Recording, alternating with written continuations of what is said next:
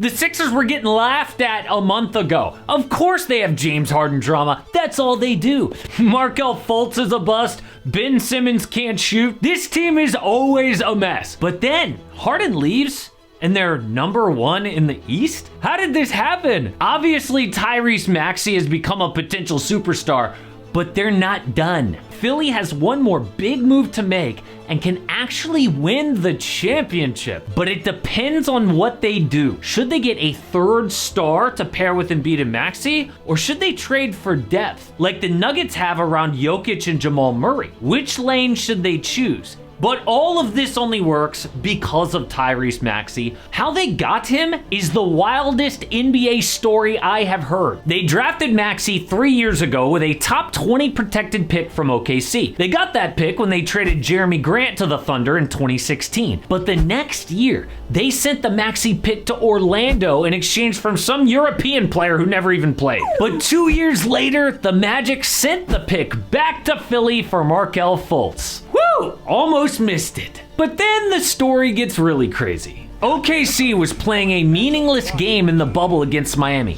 If they lose this game, they keep the pick. The pick goes to the Thunder at 20th. They did everything they could to lose this game. They played scrubs, were down 22 points in the fourth quarter, but the scrubs came back. And with 5 seconds left, Mike Muscala hits a game-winning 3. If that shot misses, Maxey is Chet Holmgren's teammate. Instead, it makes, and Sixers history changes forever. Can you believe they tried number 1 pick Ben Simmons with Joel Embiid, then number 1 pick Markelle Fultz, MVP James Harden, and it ends up being 21st pick Tyrese Maxey. Unreal. But they also got lucky with the James Harden trade. We all see how the Clippers are a disaster. Not only does Harden take shots away from Kawhi and PG, he's an awkward fit with Russell Westbrook. Why did the Clippers do this? It's actually extremely stupid. So the Sixers wanted more than 1 first-round pick or Terrence Mann for James Harden,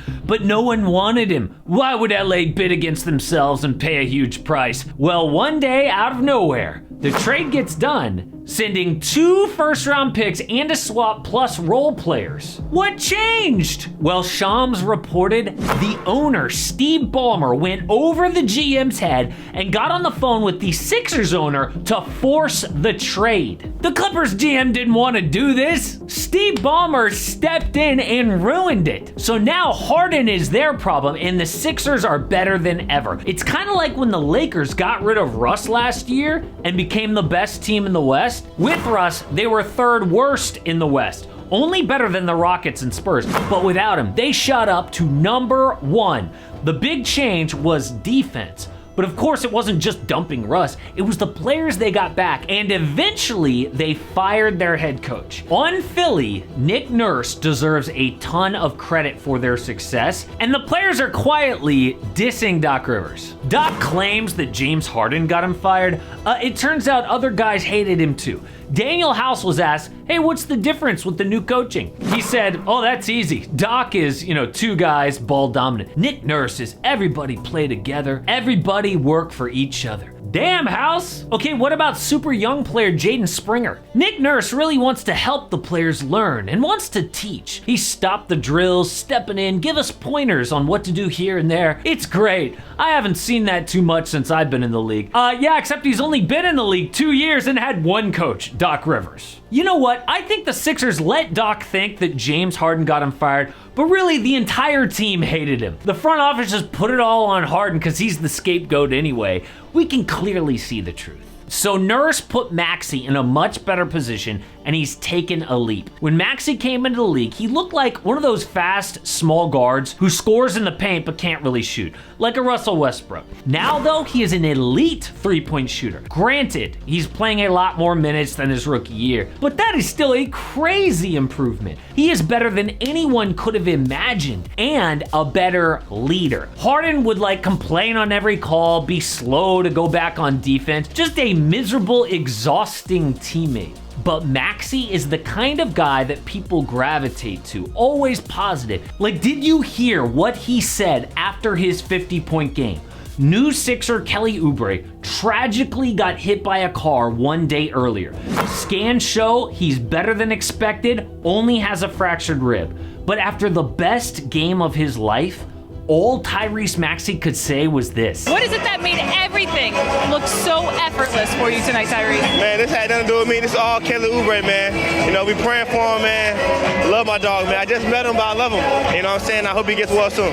He's at home. Didn't even talk about himself.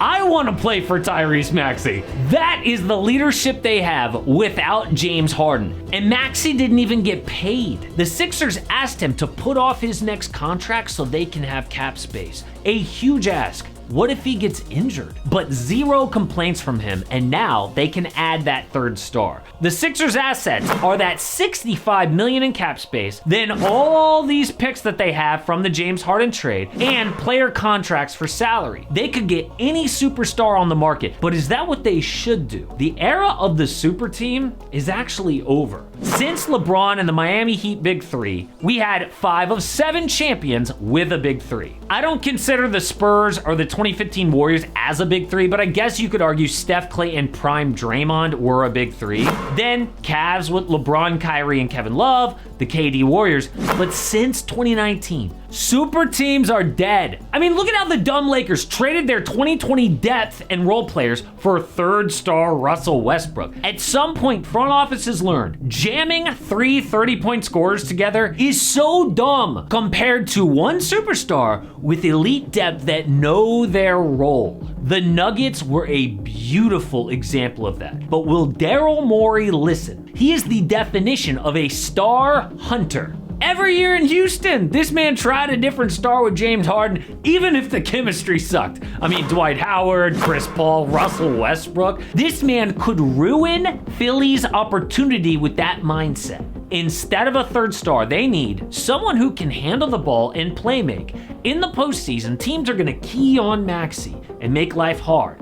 If someone else can make plays, the offense won't shut down. A great option is Malcolm Brogdon, an above-average playmaker with elite outside scoring. The Blazers have him available for possibly 1 first-round pick, but another big need is defense, and 2 big names come to mind. Alex Caruso and OG Anunoby. They could maybe get OG in free agency so they don't have to trade for him at all, but Caruso might be there if the Bulls blow it up. With seconds left against the Suns the other night, KD against Caruso 1-on-1, the bald Mamba shuts him down, forces OT. KD said he is a phenomenal player. I don't even want to call him a role player, but a guy you can just plug into any lineup, will make the right reads and the right plays on the defensive end and the offensive side. The Bulls are lucky to have him. That's the kind of guy that Philly needs. Not a Zach LaVine to score 29 points when they already have the MVP and Maxey. But I mentioned that Harden is having a little trouble in LA. Yeah, it's actually about to get a lot worse with him and Russell Westbrook.